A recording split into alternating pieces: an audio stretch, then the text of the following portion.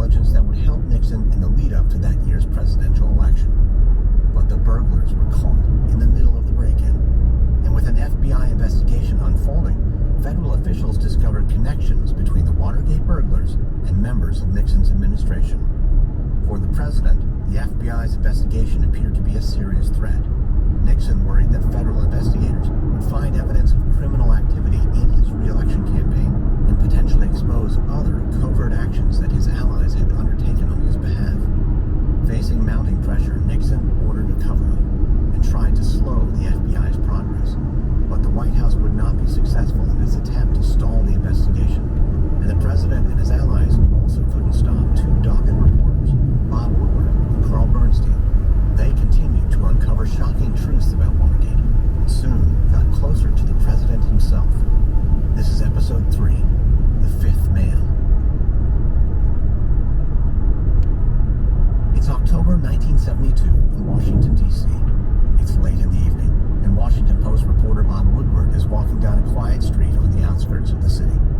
Woodward glances behind him. He has to be certain no one's following, because he's about to meet with his top source, a man who he and his editors refer to as Deep Throat. The source has been invaluable throughout the entire Watergate investigation.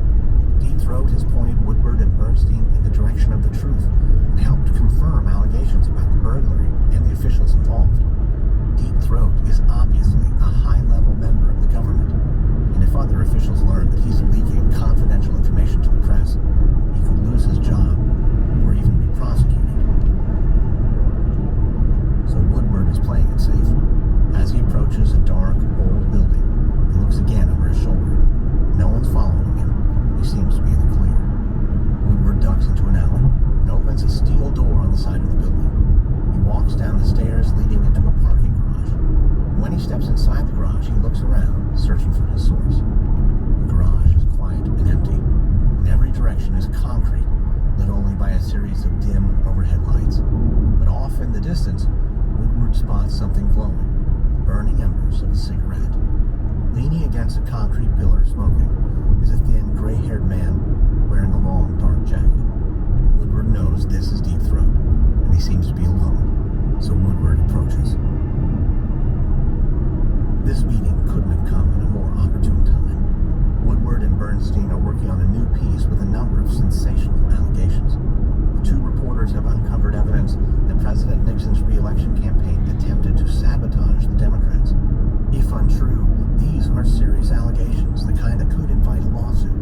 So before they publish, Woodward needs to make sure they have their facts right. And that means getting confirmation from Deep Throat. Woodward walks across the parking garage, and Deep Throat stubs out his cigarette.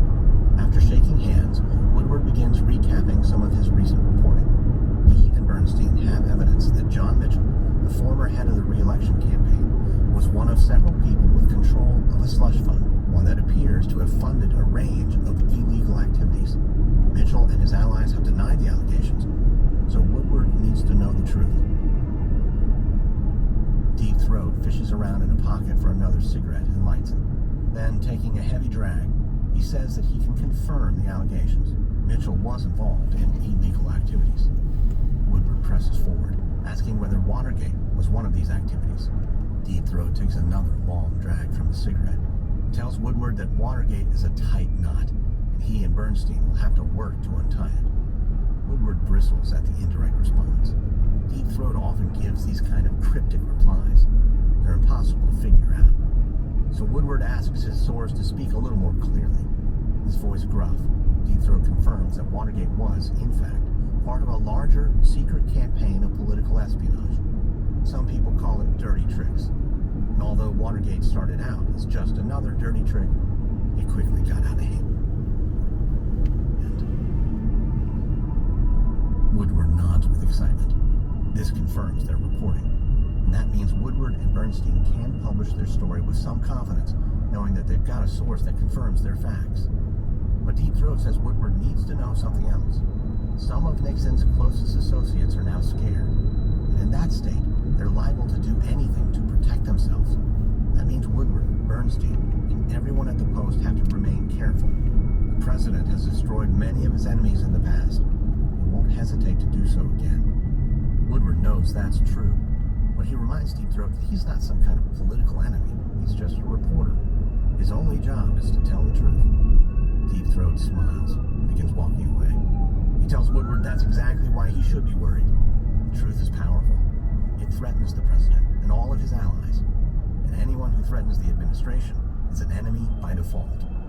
Deep Throat then turns and disappears into the shadows. Woodward is left standing in the parking garage, mulling over the warning. He and Bernstein will be careful. It's the smart thing to do.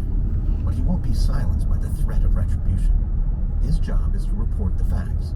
And he won't stop until the public has the full truth about Watergate and about the corruption that seems to have taken hold of the White House. It's the evening of October 23rd, 1972, in a suburb of Washington, D.C. The reporters Carl Bernstein and Bob Woodward walk through a light drizzle in a residential neighborhood. They spot a 2-story house and check the address. It's the one they're looking for. The two men walk up the driveway, and when they reach the front door, they're greeted by a man with round glasses and an unhappy look on his face.